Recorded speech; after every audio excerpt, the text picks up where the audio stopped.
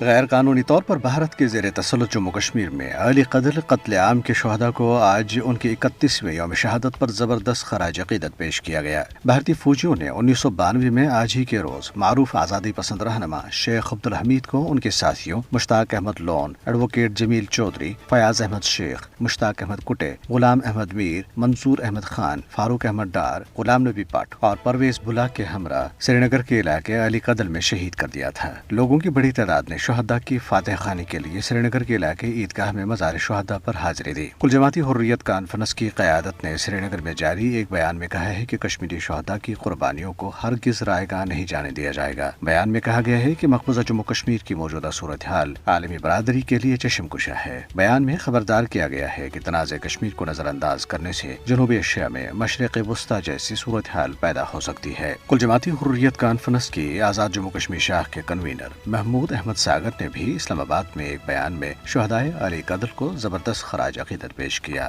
دریاسنا قابض بھارتی فورسز کے اہلکاروں نے پلوامہ اور کولگام اضلاع میں Jammu Kashmir students and youth forum کے رہنماؤں اور کارکنوں کے گھروں پر چھاپے مارے۔ قابض فوجیوں نے اس دوران اہل خانہ کو ہراساں کیا۔ پارٹی نے ایک بیان میں کہا ہے کہ بھارت جبر و استبداد کی کارروائیوں کے ذریعے کشمیریوں کے جذبہ آزادی کو ہرگز دبا نہیں سکتا۔ بھارت کے حزب اختلاف کانگریس کی مقبوضہ جموں کشمیر شاخ کے صدر وقار رسول وانی نے سری نگر میں پارٹی کارکنوں کے ایک اجلاس سے خطاب کرتے ہوئے کہا ہے کہ بی جے پی کی غلط پالیسیوں کی وجہ سے کشمیری شدید مشکلات کا شکار ہیں۔ دریاسنا مقبوضہ جموں کشمیر میں بجلی کا بحران سنگین رخ اختیار کرتا چلا جا رہا ہے۔ بجلی کے شدید بحران نے علاقے میں تعمیر و ترقی کے نریندر مودی حکومت کے دعووں کی قلعیں کھول دی ہے۔ یاد رہے کہ بھارت کشمیر کے پانیوں سے پیدا ہونے والے بجلی کا بڑا حصہ اپنی مختلف ریاستوں کو مہیا کرتا ہے۔ بھارتی ریاستوں منی پور اور اروناچل پردیش میں باغیوں نے بھارتی سیکیورٹی فورس آسام رائفلز کو حملوں کا نشانہ بنایا۔ منی پور میں آسام رائفلز کی ایک گشتی پارٹی کو بارودی سرنگ جبکہ اروناچل پردیش میں فائرنگ سے نشانہ بنایا گیا۔ ان حملوں میں کئی اہلکار ہلاک اور ایک شہری سمیت کئی فورسز اہلکار زخمی ہو گئے۔